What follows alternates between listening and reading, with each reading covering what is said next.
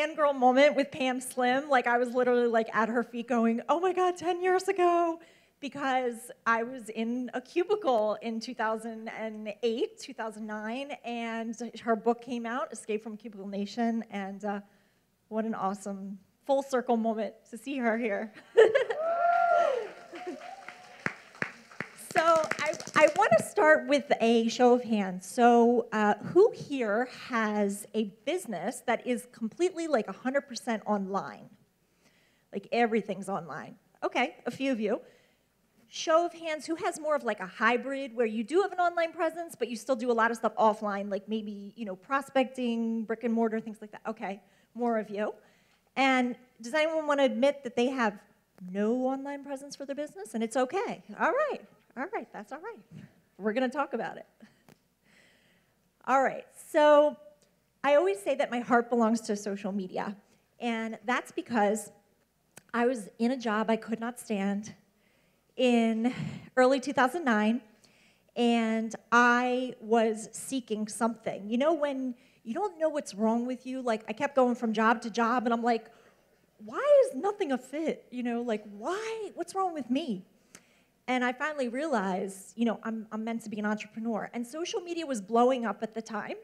So I took so much comfort in these women I saw online who were like rocking it in their own businesses. And I'm like, what's this world? Like I had no idea. And they were going to Starbucks, whenever they wanted. They were, that was a big deal, right? Like they were wearing yoga pants and like, I was like, I want a piece of this, right? But the idea is that social media really influenced me at that time because it gave me hope, right? I saw these other women doing it. And I got to also talk to them, like on Twitter and Facebook. I was like, this is really cool. So I started out as a social media consultant because social media came easy to me. I have a tech background. I figured it out. I knew, how to use it to build relationships, and a lot of businesses didn't. So I was consulting with them on how to use it. And I also grew my own business through social media, right? And social media really has leveled the playing field, wouldn't you say? So that like a lot of people can just kind of put themselves out there, virtual shingle, right? I got a business. And that's good, but it's also not so good sometimes because the market has crashed. And what I mean by that is when I first started online in my business in 2009, it was noisy out there, but it was nowhere near what it is now, right? So some of you have been doing business online for a while, you know what I mean, right? Things are very oversaturated. There's a lot of devaluation going on, over-stylization, right? People go out and get their fancy photographs, and they look real slick, but like, do we know what's behind that? You don't know, right? There's just all this stuff cropping up. And commoditization, overcomplication. So there's a lot more noise out there than ever. And just let this sink in. This statistic, I think this came from HubSpot. There's more content produced every 48 hours than in all of time to 2007. What? And that was, I think, a year or two ago I got this, so it might even be less than 48 hours. All right, so noise. But you know those people out there who just seem to lead the way? Like they're respected, they're admired, they're heard, and sometimes they might even be seen as controversial because they take a stand, right? We all know people like that. We all see them. You might even be one of those people, right? So with the online space noisier than ever, it's more important than ever for business owners to really break away from the pack. And a USP, right, your unique selling proposition, that's one thing, but just having that by itself is actually old school, right? People are much more drawn to those who take a stand. So that brings us to our first way to be seen as a leader online. And it's about asking what you stand for. So I'm going to take you through a brief exercise that I actually do with my clients, and I welcome you to do this for your own business as well. It's just a simple fill-in-the-blank structure with 4 prompts. So the first one, prompt number 1, I am a stand for, right? So this is about what do you stand for. And in my example, I stand for the advancement of women in the world. That's really why I do what I do, because I believe that entrepreneurship is one of the best ways for women to build prosperity. Do you guys agree? Yes. And there are so many women out there who are doing the thing, right? They're doing the damn thing, and they're bringing their family and they're bringing their community along with them. I believe in the ripple effect. Okay, so that's what I'm a stand for. I had to get really clear on that because guess what? There's a million business coaches. There's a million social media consultants, right? I had to dig deep. So that would be an example of that first prompt, right? The second prompt, I am leading a movement for, so a movement. And you may have never thought of yourself as like someone who leads a movement, but why not, right? Why not? So for me, it's about allowing ourselves more meaning and fulfillment in our business and life. AKA, there's more to life than this. And that's actually the name of my book because people constantly talk about the hustle and the grind, but what's the hustle and the grind worth it if we're not being able to enjoy it, right? The fruits of our labor.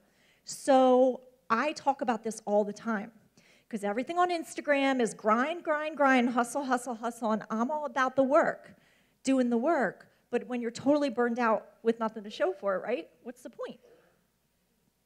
All right, the third prompt is you can say to yourself, what is it that I declare war on, right?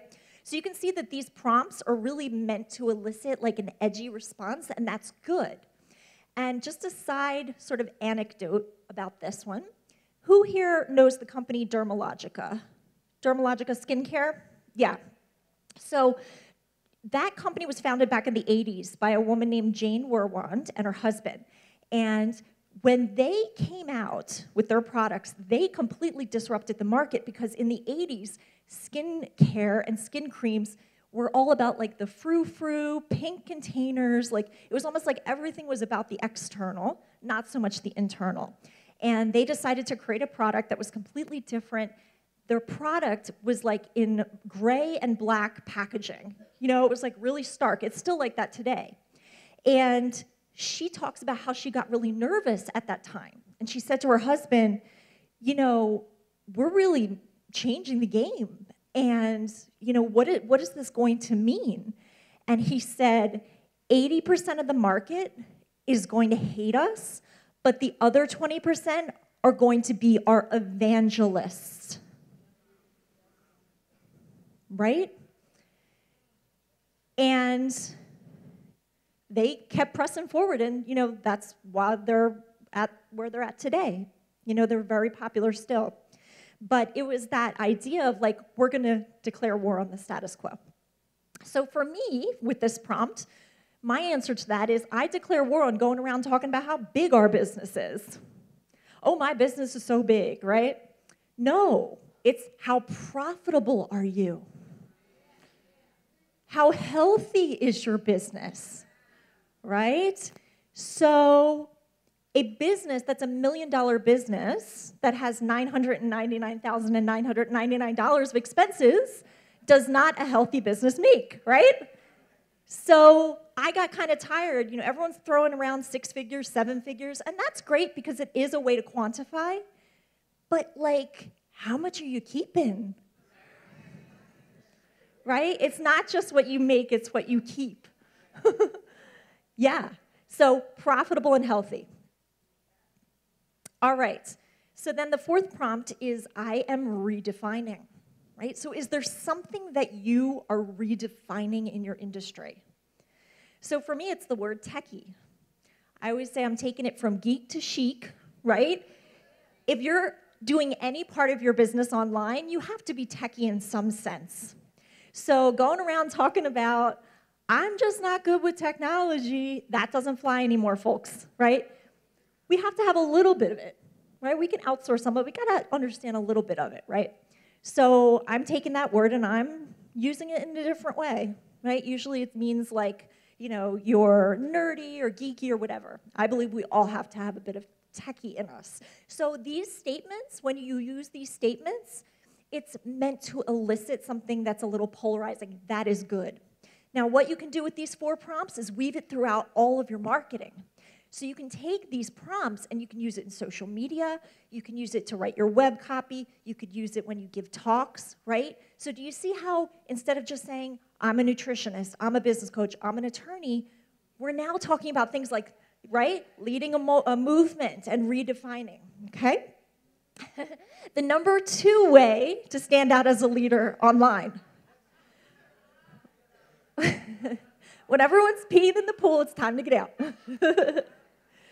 And it's kind of counterintuitive because we're talking about standing out online, but what I'm talking about is when you get off the internet, magic happens. Yes? Yeah, and you guys are all here, so I know you get that. But, you know, with all the noise online, you can make some of your biggest strides forward getting offline. And I know that when I look back at the times that I've had FaceTime with people, those were like game-changing moments, okay? So yeah, have the online presence, but don't hide behind your computer all the time, okay? All right, no more peeing in the pool. The number 3 way to be seen as a leader online, fall in love with your unique ability. Has anyone read the book, The Big Leap by Gay Hendricks? Yeah. So if you have not read this book and you're an entrepreneur, I implore you to read it. It's fascinating. I've had to read it a few times. Like, I pick up something new every time. And in that book, he talks about the difference between working in your zone of genius and your zone of excellence. So most of the time, we're working in our zone of excellence in our business. Nothing wrong with that, except that it's not the area that's going to give you the most energy. It actually drains you. You might be excellent at it, but you couldn't do it all day for free. And so he talks about the zone of genius as being the place where everything just flows. You're really good at it. You love to do it. And so you can set yourself apart by getting really clear on the unique ability. So that's a great book to help you start with that. And what you want to do is weave this through everything, right? Okay. Because the truth is, when you're working in your genius, you have no competition. Yeah? So we were given the gifts that we were given that other people don't have for a reason. And I would venture to guess that most of you in this audience haven't even tapped into what you're really here to do. There is so much more for you. And that's a good thing. The number 4 way to stand out as a leader online is to understand that positioning creates perception. So positioning is even more important than ever. And I'm going to give you 3 quick ways that you can start positioning yourself right now. I'm playing that up. Number 1, get clear on your credibility factors. This could be degrees and certifications, but it could also be I did that in corporate, or I have this long list of, impressive clients I've worked with. There's got to be something that speaks to your credibility, but a lot of us are muting it. It's like hidden on our about page or like in our bio in like one little sentence, but play that up. Okay, so that's number 1. Number 2 is positioning can be done really, really well with pricing. So what I would invite you to do is look at your pricing and ask, how can I price higher for better? How can I price higher for better? And then number 3 is all about crafting your BFD statement. Big effing deal. And a big effing deal statement is where you get bold and really step into your power and say, you know what? This is where I'm coming from. I have several BFDs. Here's one example. Christine Gallagher has a proven track record of taking established, women-owned one-to-one service businesses from being simply viable to next-level leveraged, okay? So it's a bold statement saying things like proven track record, the best, right? One of the leading. And a lot of times women, not all of us, but some of us get really timid, Own it. Own it. So it's about becoming iconic versus becoming irrelevant. I was in LA last week at a very intimate event that was held by a woman named Allie Brown, who also, you guys know Allie Brown? Yeah, she's awesome, and she was one of my original, really, mentors, catalysts for becoming a business owner, because I found her and I said, whoa, like, look at this world, you know? And we talked about this idea of becoming iconic. The women in that room, the average revenue was 1.5 million. There were women in that room making 10 million in revenues. And just to be in that room, I felt so honored and blessed. But guess what, guys? Even the ladies with the million-dollar businesses were talking about this, right? Talking about how there's so much noise. And so we were interested in finding out, how do we become iconic? And this is what we talked about as well. If you want to become iconic in your industry, can you follow the same formula as everybody else? No. It might mean you have to tweak what you're doing. It might mean you make a sharp right turn in what you're doing, or it might mean you're creating a whole new model. And don't be afraid of that, okay? So if you've been looking for a sign or permission, consider this your permission to shift. Is that good? Yes. All right. So here's why I want you to give yourself that permission. Because you are a leader. You. And it's so easy to be looking from side to side, like, what's this person doing? And she's a leader, but I'm not. You dub yourself a leader. Muhammad Ali, I always use this example, he is the one who dubbed himself the greatest, and people just followed, right? Why can't you do that? You know, women get all wrapped up in, well, I don't want to seem like I'm bragging, I don't want to seem like I'm full of myself. I think more of us need to be more full of ourselves in a good way, meaning own it, because the more you own it, the more people you're going to help. And the bigger the impact you're going to make. Okay? All right. So last thing before we wrap, would anybody be interested in getting the slides from this presentation and also a checklist that I have about how to build community online? Would you guys be interested? Okay, cool. So the texting thing seems to be the thing today. And you can do the same. Everybody take out your phone, and you can text the word leader to 909-343-5505. And it's going to take you just through some prompts, and then you'll get the direct links to both of those files, okay?